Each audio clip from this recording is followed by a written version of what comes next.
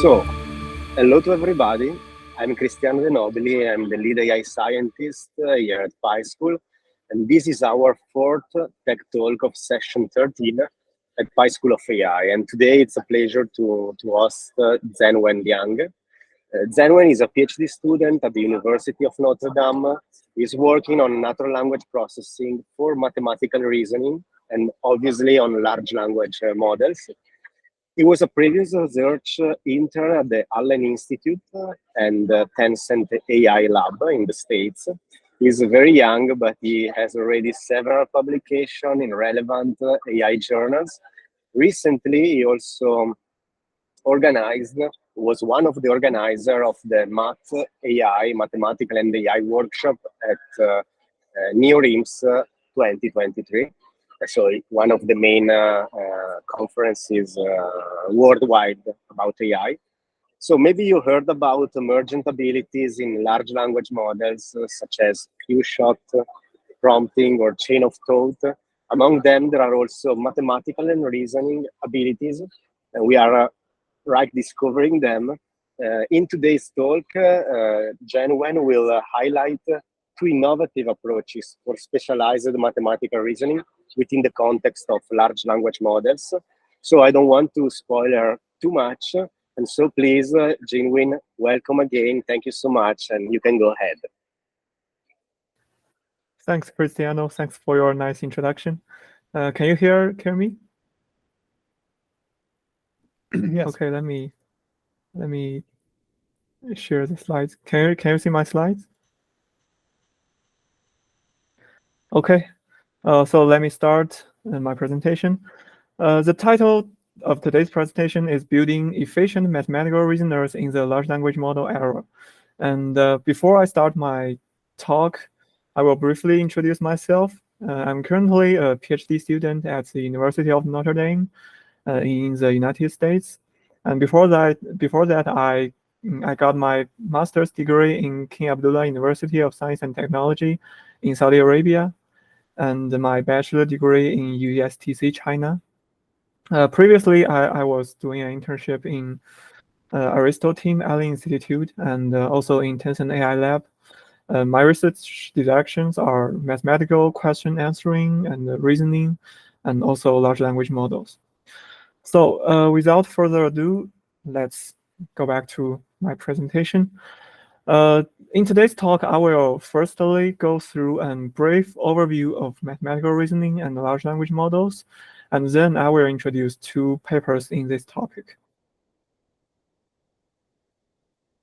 The development of AI systems capable of solving math problems and proving theorems in language has been a long-standing focus of research in the field of machine learning and artificial intelligence, which can be date back to the previous century, 1960s.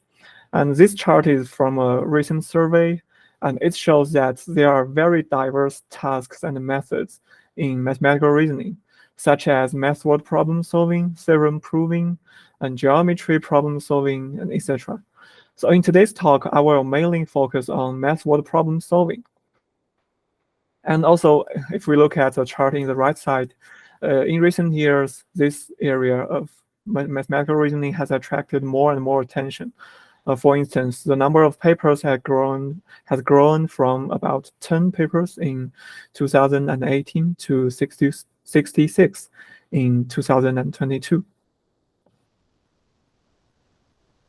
Now, we all know that we began learning math when we are in elementary school and even earlier. I believe everyone had an experience of struggling with math homework and wish to have some tutors to teach us. And that is one of the reasons why the task of solving math word problems or math problems is very important in mathematical reasoning. Here is a very simple example. The question is, Tom has 2 apples and Jerry has 5 apples. How many apples do they have in total? To calculate this question, we only need to know 2 plus 5 is equal to 7. So they have 7 apples in total. And current neural networks can generate this equation and also can solve this problem. On the right side, it is an example from the a very recent dataset called Lila. And apart from the question and answer, there are metadata, instruction, and program annotations, which will be very helpful to develop more powerful mathematical reasoners. So to sum up, math word problems can involve 4 basic arithmetic operations, which are plus, minus, multiplication, and division. And we can use those 4 operations to solve a mathematical problem. And in today's talk, I will mainly focus on this kind of problems. In the last few years, we have witnessed the remarkable development of large language models. The evolution, on the left side, this evolutionary tree shows a fast-moving progress in the development of language models. In 2018, we have auto-encoding models such as BERT, Robota, and Debota. And recently, we have auto-regressing models like GPT-4, GPT-3, and like Llama. These large language models have demonstrated remarkable performance on a wide range of NLP tasks.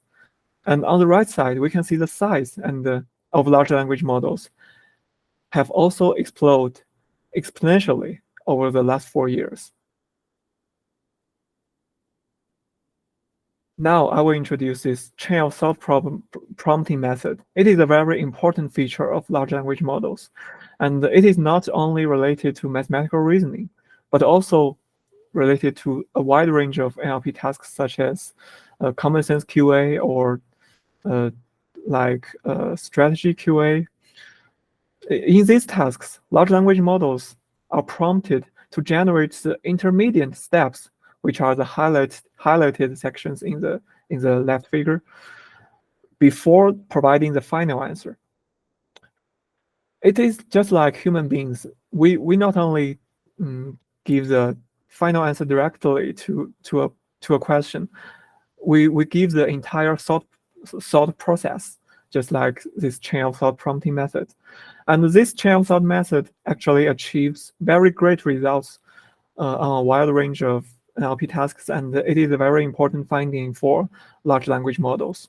We can say that it unlocks and boosts the conversational reasoning ability of large language models. The chain of thought ability can be accessed in 2 ways: few-shot prompting and zero-shot prompting. In the few-shot case, which is this subfigure B, we can provide the large language model some examples of generating intermediate steps or chain of thought steps. And large language models can imitate this behavior to generate chain of thought steps as well. And it is called few-shot prompting or few-shot demonstration, which is a very important feature and method for large language models. The chain of thought reasoning is also possible in a zero-shot way. If we give the large language model some specific prompt, such as let's think step by step, as shown in subfigure D. By giving this prompt, the large language model will also solve problems with detailed explanations, instead of only providing the final solution or final answer.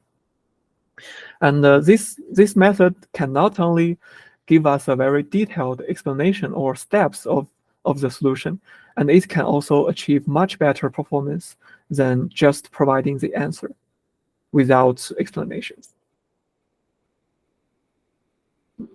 Although large language models has achieved very impressive results, but they are inefficient and usually not open sourced. For example, ChatGPT, GPT-4, or Cloud, they are all closed models, and we cannot access their parameters, and we cannot fine-tune them in the most cases. And therefore, a very important question is how to build effective but also efficient math word problem solving models. An intuitive idea is the large language models are very, very powerful. Why not distilling their knowledge to the small models and train the small models? This is a recent paper from Google Research, which is doing knowledge distillation from large language models to small models. Their methods are about chain of thought, and they called it rationales in their paper. For natural language, for NLP task, usually we only have the final label in data annotation. For example, the first data in this figure is about textual entailment, or we call it natural language inference. And the original label for this data is neutral, without any explanations. To do knowledge distillation, we can use large language models to generate rationales to describe why this label should be neutral, which can provide more information for the student models to learn. And the small student model, which will be trained to generate not only the label, but also the rationales, such as shown in the bottom part of this figure. And in this way, we can distill the knowledge from large language models to small models. Actually, there are many other papers that use a very similar method for knowledge distillation, where large language models are used to provide chain of thought rationales or explanations or intermediate steps to the original label, and they are used to train the student model. However, there is some limitations for this kind of method. Firstly, we don't know if the small models can really understand those chain of thought rationales. In fact, there is a paper showing that chain of thought ability is an emergent ability, which only appears when the number of parameters exceeds a certain threshold, which is usually 100 billion of parameters. And another limitation for this method is that the large language models are not aware of the status of the student model. They're just doing data annotation or data argumentation. If large language models know the strengths or weaknesses of the student model, this knowledge distillation process will be more effective. So with this to address these two limitations, we propose a new knowledge distillation method. And this is the first paper I will talk about today. It is named Teaching Method Problem Solvers with Customized Exercise Generation. And this is a work I did in the internship with Allen within the Aristotle team of Allen Institute. So in this work, we also focus on the research question of knowledge distillation from large language models to small models. However, instead of providing existing dataset with rationales or chain of thought explanations, our method aims to generate customized exercises for the student model.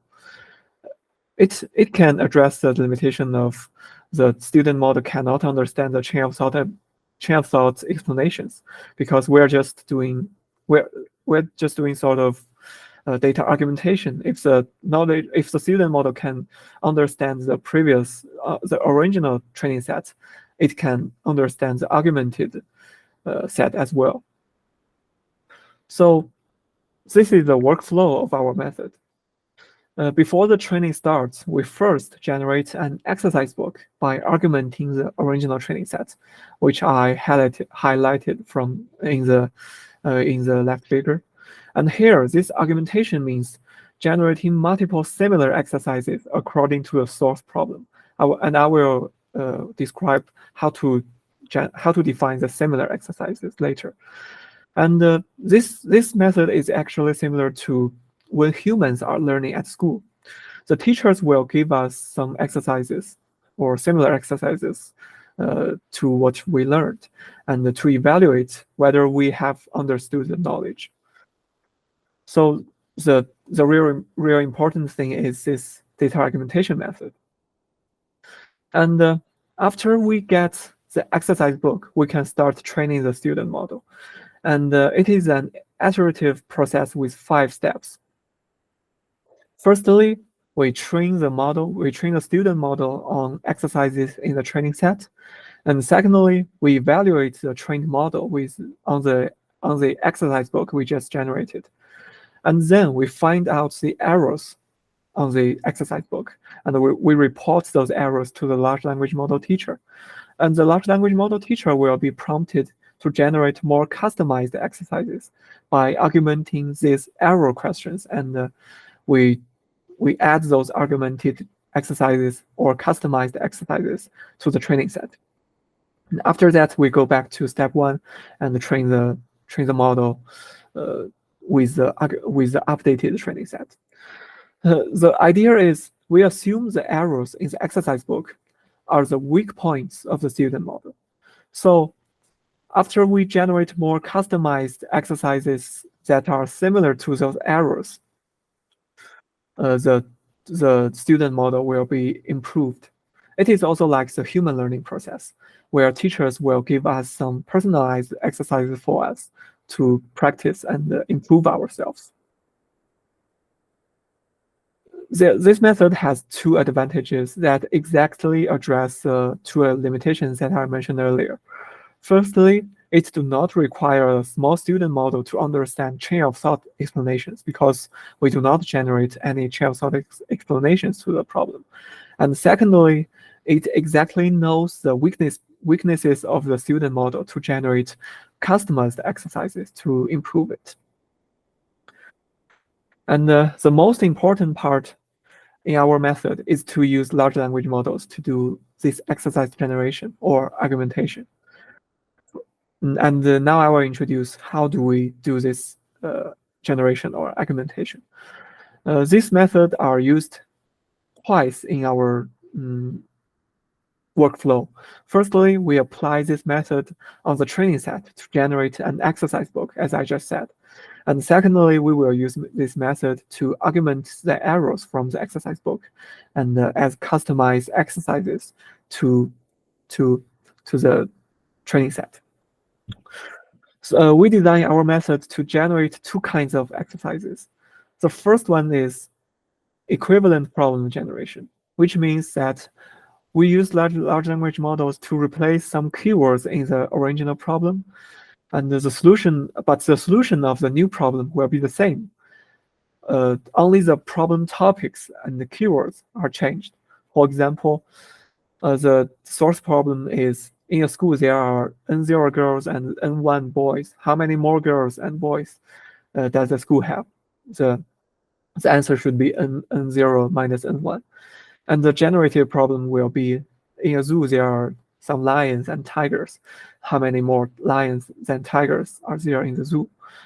We can see that we only replace some keywords and topics, but we didn't change the problem. And the second generation is subproblem generation, which means for the source problem, we do not change the topics and keywords, but asks a different question or asks a subproblem. For example, the source problem is there are N0 girls and N1 boys, and N2 more girls join the school. How many more girls and boys than boys does the school have now? And this answer should be N0 plus N2 minus N1. And the generated problem by large language model is in a school, there are N0 girls and N1 boys, and 2 more girls join the school. We can see that the context is exactly the same, but we ask a different question, which is how many girls are there in total now in the school? We can see that we do not change the context, only change the question. It aims to make the model to be familiar with this kind of context and to enable it to address multiple different questions. And this is our problem generation method. After that, here is our results. In this table, we compared our methods with multiple baselines, such as the best fine-tuning baseline and best knowledge distillation baseline, and also few-shot prompting baseline. We can see that our student model with only hundreds of millions parameters, such as a large model, which only have 377 million parameters, it can outperform large language models with hundreds of billions of parameters. And also, we have shown that if we do not do exercise generation, the performance will be not very good. We can see that the performance of the we can see that their performance in the middle part of this figure. So this is another result where we evaluate 3 different exercise generation strategies, which are random generation, graph generation, and targeted generation. The random generation means we randomly select source problems for generation. And the targeted generation is our method, which means we selecting the problems that student fails to answer in the exercise book. And half generation means we use 50% of random generation and 50% of targeted generation. We can see that in the most cases, the targeted generation works the best, which means that our customized exercise generation is more effective than random exercise generation, which proves that our methods are effective in this customized exercise generation method is effective to train a mathematical reasoning model. So in summary, in this paper, we find that specializing small models in mathematical reasoning can actually perform large language models. And also, we provide another way of knowledge distillation, which is problem generation in contrast to generating chain of thought explanations. And thirdly, we find that focusing on the weaknesses of the student model works better than just randomly generate something for the student model to learn. And this is the first paper I'm presenting today. Is there any questions or comments from the audience?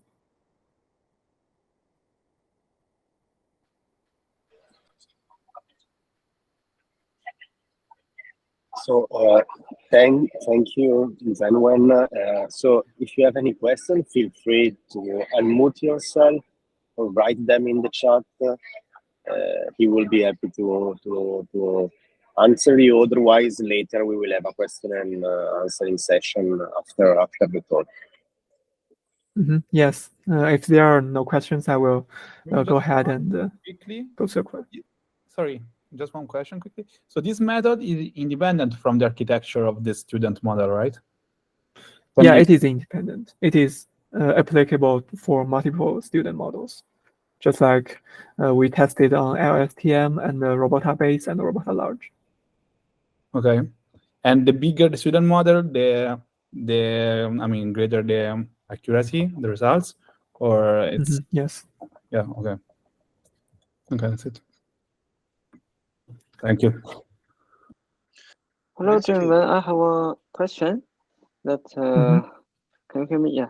Thank you very much. And I'd like to know that if the small model are fine-tuned by the large language model, why their performance can outperform the large language model?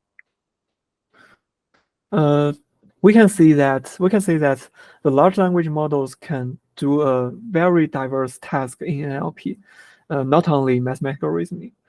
And this is why they are very powerful in these days. But our models are specialized in mathematical reasoning, which means they can only do mathematical reasoning.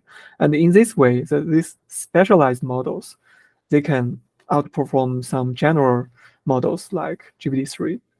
And this is why we want to do this knowledge distillation to train our model. So you mean that the small model, before they are using this method to augment the data to fine-tune it, it already can understand it can already solve the mathematical problem, right? I mean, the large language models can solve the mathematical problems, but the small models, we aim to train this small model towards mathematical reasoning, and before training, it is just a backbone and such as BERT, Robota, and usually we need to fine-tune them if we want to use them. So then, after you fine-tune, you find out those small models mathematical performance.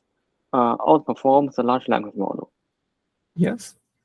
Well, that's very interesting because I think if large language model generates all the synthetic data, so I didn't get why, because all the data maybe is from the large language model, not curated, changed by the human. Why the small model can do better?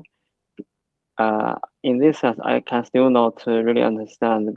And I mean, the data is generated by the large language model to fine tune the small model, and they were not evaluated, right? They were not evaluated by the human before the fine tuning.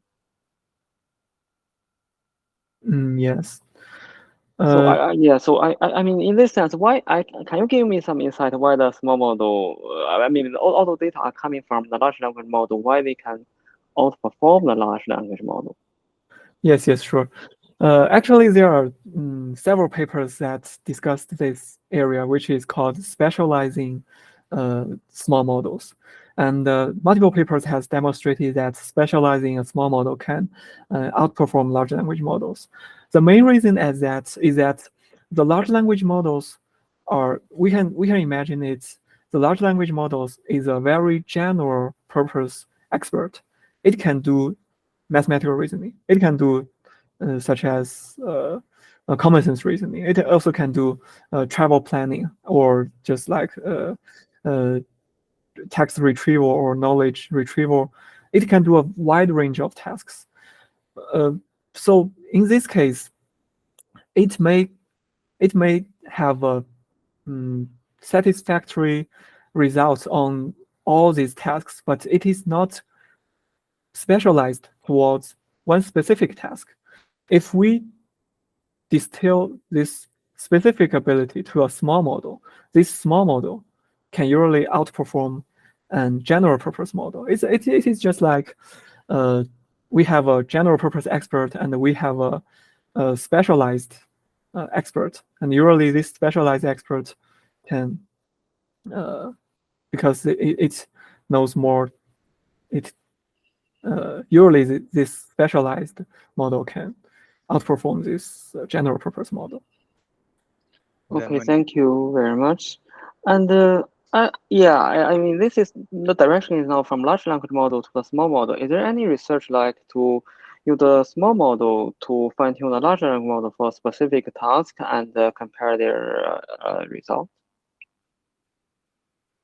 I think for large language models, usually we do not fine tune them, but prompt them. And yes, there are many methods that use small models to select the prompt to the large language models. For example, in mathematical reasoning, there is a paper that we know that when we are using large language models, we can do few-shot prompting, which is we provide multiple examples to the large language model and to make predictions. And in this case, there is a paper that uses some small model to select which examples I should choose from the training set as the in-context prompt for the large language model to get better performance. And I believe this is when we use small models to help large language models. Okay, thank you very much. Zhenwen, sorry, really quick. Like when you say that the small model is better than the large language model, are you comparing against the large language model with zero shot, few shot, or chain of thoughts? Like which baseline are you using for the large language model? In this case, in this table, I was using the few-shot chain of thought results from the chain of thought paper originally. Of the large language model. Yeah, of the large language model. Yeah. Okay, so it's sort of is already a top capability of the large language model. Yeah, it is a top probability from the large language model. And to be honest, they are actually now they are better performed large language models. And but during the this work, we are using the chain of thought results on GPT-3, and currently I think GPT-4 has a much better performance, but our method can outperform GPT-3. Yeah. And to train the small model, you still use the GPT-3 to create okay. That's very cool. Okay, so okay, thank you. No, okay, thank you for replying. You can go on with the talk. Okay, so let me go ahead. The second paper is called Boosting Generalization in Mathematical Reasoning via Multiview Fine-Tuning. And this paper, this project is done in the internship in Tencent AI Lab, and it is a very recent paper in July this year. So in this paper, we also aim to train an effective and efficient model to solve mathematical problems. But our motivation is how to effectively utilize publicly available datasets, and in contrast to human labeling and large language model labeling, which means we do not rely on large language models in this project, but we are trying to explore how do we effectively use what we have, what we already have. To solve this problem, we are facing with the multi-view nature of mathematical problems, because if we want to use as many datasets as possible, we must face with that different datasets are annotated in different ways. For example, a mathematical problem can be solved by chain of thought explanations. For example, this problem is best baked for 24 batches of cookies in a week, and if these cookies are shared among 16 people equally, how many cookies does each person consume? It is also an elementary level mathematical problem, and we can solve this problem by a detailed explanation or steps, such as the chain of thought that I demonstrated in this table. And also, we can solve this problem with just an equation, which is 12 multiply 4 multiply 2 divided by 16. And also, we can transform this equation to a binary tree, or we call it abstract syntax tree, and we can get another form of this solution, which is tree solution, and it is also a very popular solution form for mathematical problems. And actually, these three views of solutions can be transferred. For example, if we extract all the equations from the chain of thought solution, we will get this equation solution, and we can also transform this equation solution to a tree solution. Our method is quite simple, and it contains two steps. First, we fine-tune a Llama 7B model that specializes in math problem solving. During training, firstly, the original annotation will be transformed into multiple different views. For example, if we originally have this chain of thought view, we transform it to the equation view, and then we transform it to the tree view. And then, secondly, the Llama 7B model will be trained by different instructions, such as think step by step, or solution equation, and pre-order traversal, to generate different forms of solutions for this problem. And in this work, we focus on 3 different research questions. And the first one is, how does our multi-view fine-tuning or MINT method perform when the model is trained on a single dataset when in comparison to individual fine-tuning on each view? And this is the results. In this experiment, we use GSM 8K dataset, which is originally annotated with chain of thought solutions. And we transform them into equation solution and tree solution for training. And from this table, we can see that if we just train the model on the chain of thought solution, which is the original solution form, the accuracy is 35.4%. And if we train it with only equation solution, it will be lower. It is 30.5%. And after we add the equation view in training, we can see that the performance on the chain of thought view is improved from 35.4 to 35.9, and the performance on equation view is improved more significantly. It is improved from about 30% to 36%. And similarly, if we add the tree view in training, the performance on all three views will be improved. For example, the equation view will be improved to 36.9, and the tree view achieves the best performance, which is 37.8. And this experiment clearly shows that even on one dataset, training with different views can improve the performance. And the second research question is, how about training across different datasets with different views in comparison to straightforward dataset merging? So for this exploration, we use 4 datasets, which is GSM, MathQA, CM, and APE.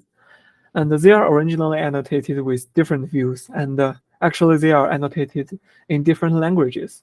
The first 2 datasets are in English, and the last 2 datasets are in Chinese. So here is our results.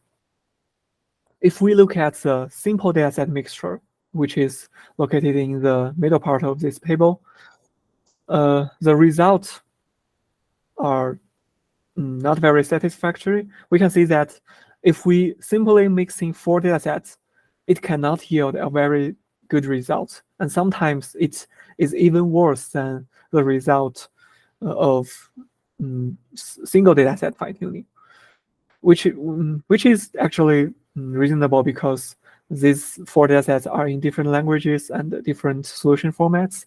If we just combine them in a very straightforward way, the performance will be not very good. However, with our multi-view fine-tuning method, the model that is jointly trained with 4 datasets achieves the best results. For example, if we combine the 4 datasets in training, we achieve the best performance on all 4 datasets compared to single dataset fine-tuning or for the simple dataset mixture baselines. And this experiment shows that this kind of generalization ability also works across datasets with different annotations and even different languages.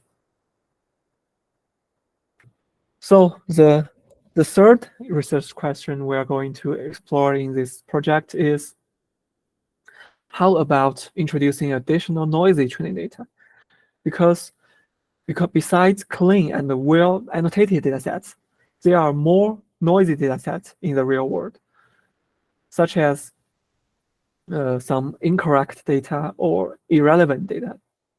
So in this research question, we would like to find out the effect of noisy training data. In this research question, we use 2 datasets. The first one is SDiv-chain of thought. It is a chain of thought solutions on the SDiv dataset, which is a mathematical reasoning dataset generated by GPT-3 in the chain of thought paper. in this data set, the accuracy of the solutions was about 70%, which means that about 30% of answers were wrong, and so this we can call this data set is a noisy data set. And another data set is exam QA data set, which is published in 2021, I believe. It is a multi-subject exam question data set, and it contains not only math questions but also like physics questions or chemistry questions, and also some medical questions and economic questions. They are we can see they are relevant to math, but they are to be more strict. They are irrelevant to math word problem solving. So this is another noisy data set we considered in this experiment. And here is our result. Similarly, we can observe that if we simply mix the 6 data sets, which is 4 mathematical data sets plus 2 noisy data sets, the performance will decrease compared to 4 data set mixture, because those 2 data sets are noisy. They contain irrelevant and incorrect information. But with our multi-view fine-tuning, where we regard those noisy data sets as an additional view, and we assign additional instructions to the noisy data set, such as here is a noisy solution to the problem, and the performance will further improve compared to the model trained on 4 mathematical data sets. And so from this experiment, the conclusion is even noisy data sets can be utilized as an additional view to improve the reasoning ability of large language models, because we use Llama 7B as our backbone. And also we have an ablation study to study our methods. Our MINT method mainly contains 2 parts. The first part is to design instructions to guide the model generation, and the second part is to augmenting the views of mathematical problems. And we are trying to unify the views, which is we are trying to connect those different data sets with same views. And in this table, the ablation A1 shows that if we use instructions to the mathematical data set, it can slightly help improve the performance. And the ablation A2 and A3 means if we only use equation view in training for those all data sets, or we only use tree view in training for this data set, we can see that if we unify the views of the training data set, it is better than simple data set mixture when the data set have different views. But the performance is not as good as our multi-view fine-tuning method, which use all available views, or even the views are different in different data sets. So the conclusion for this paper is that this multi-view fine-tuning method is a very effective and efficient way. We say efficient because we do not use any large language models in this project, but actually this method can be combined with large language models, because we can prompt large language models to generate more views of solutions, and those additional solutions can be also integrated to this multi-view fine-tuning paradigm. And yeah, we can see that this multi-view fine-tuning method is very effective to train a specialized model in mathematical reasoning. So that's it for today's talk, and thank you all for coming and listening. And before the question answering, please allow me to promote our upcoming workshop in this year's NeurOps conference. And we have invited many famous speakers this year. If you are interested in deep learning for mathematical reasoning, and if you are interested to submit a paper to our workshop, you may contact us, and do not miss our workshop. So, okay. Do you have any questions or comments? So thank you so much, Zhenwen. Thank you so much. Can you hear me? Yeah. Yeah. Thank you so much. I have also a question, but I will leave the floor before to the audience. So there is already one. Sagar, please unmute yourself and write a question. Feel free to unmute yourself. Thank you, Cristiano.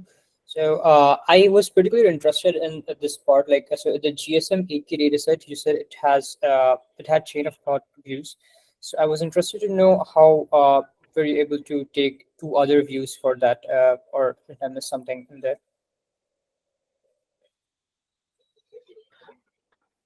Yeah, you mean this is actually an example from the GSM 8K dataset. So you mean how do we get additional views for the dataset? Yeah.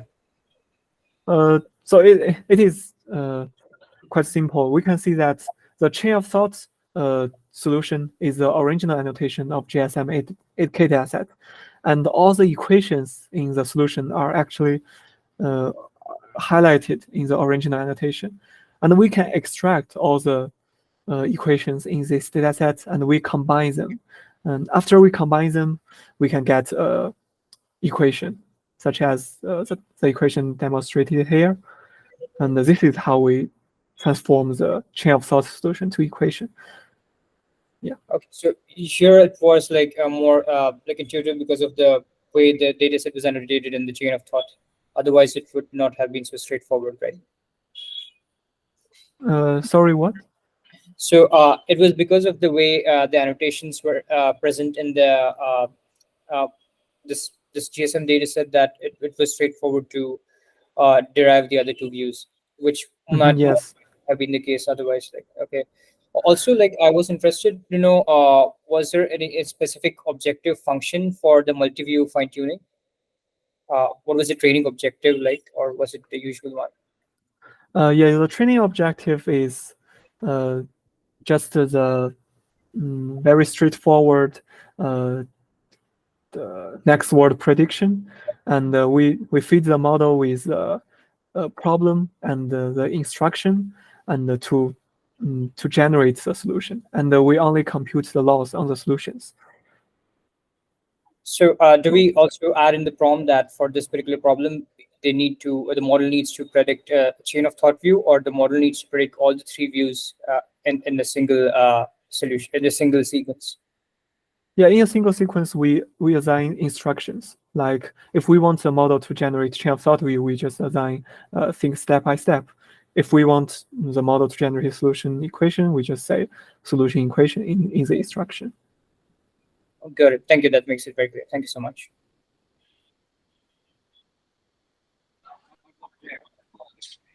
Thank you, Sagar, for the question. So, is there any else? Rui, please go ahead. Thank you, Cristiano. Thank you, Zhenwen. Very interesting talk. My question is that you have 3 views for input problem. Have you tried to just corrupt some of the specific view, like solution equation, but keep the other 2 view, and will the model have the same performance, or performance will change? Yeah, actually, this is a very interesting question. We did not explore this in our experiment. What we did is we find that if we use only 1 view, it is not as good as if we use 3 views. But yeah, it is definitely interesting to corrupt some specific views to see which view is the most important. Yeah, I think this is a very interesting question, and I think actually from the presentation, it seems like the tree view is most important there, right?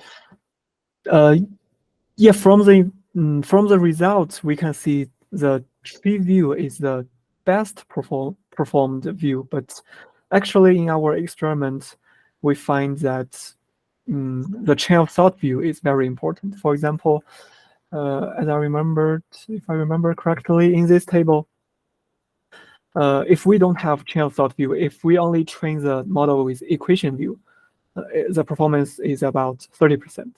And if after we add the chain of thought view, the performance on equation view will be increased to 36%. It is a very large improvement, I can say. Yeah. Oh, okay. So what is the last ablation study compared to this one? Is it different? I mean, so this one is it? What is the table shown here compared to the last ablation study? Yeah. This table shows the result on one specific dataset, which is GSM-8K, and in our ablation study, we are studying the performance on 4 datasets because we want to demonstrate if we only train the model, if we unify the view of 4 datasets, it is not as good as the multi-view fine tuning. Yeah. Oh yeah, I see. So actually, they all have the instructions, right? They all already have the instructions. So original view only. Okay. And can I answer some question like how do you fine tune that llama model? Can you give some technical details about? Yeah, sure. Sorry to interrupt. So in this project, we use 8 V100 GPUs to fine tune our Llama 7B model, which has about 32 gigabits of GPU memory. Yeah, and we use some techniques to save the memories, to save GPU memories, such as gradient checkpointing, and if I remembered, I also use like gradient accumulation, and also we offload the model parameters to the CPU memory, and with these techniques we can train the Llama 7B model with V100 graphic cards, and the batch size depends on how many cards do you have.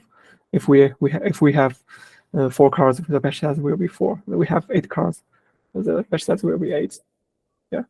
So how big is your data set you use here? I mean, the data sets actually for these 4 data sets, GSM-8K has 8K problems, and it has 3 views. So totally it has 3 multiply 8,000, which is about 30,000. And for MassQA, it is about 40,000, and for CM70K, it's about 20,000, and AP210K, it has 200,000, and because we have 2 views, it's about 400,000.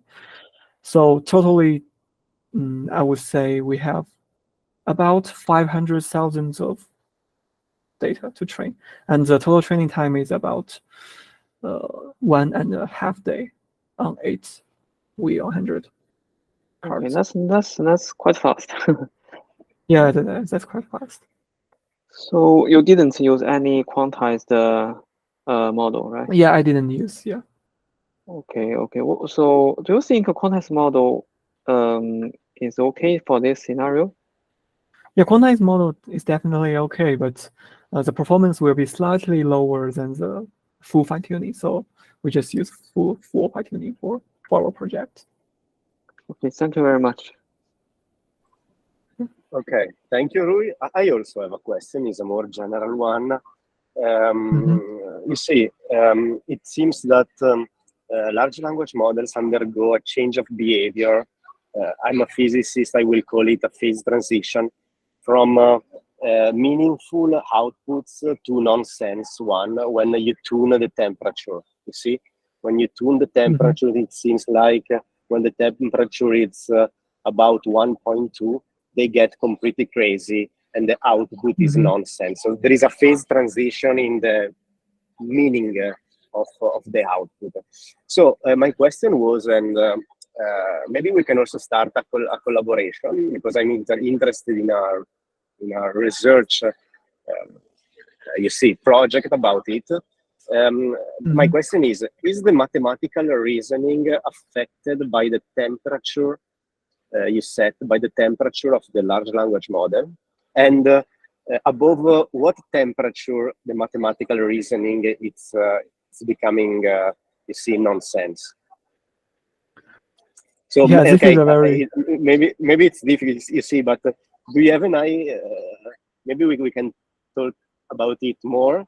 But do you know if somebody is investigating this kind of stuff? And if not, we can start investigating them. Yeah, this is a very interesting, and it is also a very important question. We all know that large language models tend to hallucination, which means it usually outputs some nonsense. And for mathematical reasoning, the temperature, the common temperature that we use, actually not in mathematical reasoning, but also in the test setting of most NLP tasks, we use a temperature of 0.7, or mostly, or at most we use up to 1, but mostly we use 0.7 or 0.8. And actually, there is a method called self-consistency to control this kind of hallucination problem or mitigate this kind of problem. So simply speaking, it basically samples a solution multiple times, like 50 times or 100 times, and we just select the most common answer from those samplings. And the idea is pretty straightforward, which is, although the large language models do hallucination, but in the most cases, they output the correct answer. So we just do multiple sampling and select do a voting, just select the most common answer. And this is a very common method to address the hallucination issue. Yeah. Okay, thank you so much. Super interesting, this topic of phase transition in the large language model. Okay, so I don't know, the time is over, but if you have any question, you want to get in touch with Zhenwen, I think it's not a problem to contact him, to write him an email. So I don't know. I don't think it's a problem. So thank you again to everybody. Super interesting, and see you next time. Yeah, see you next time.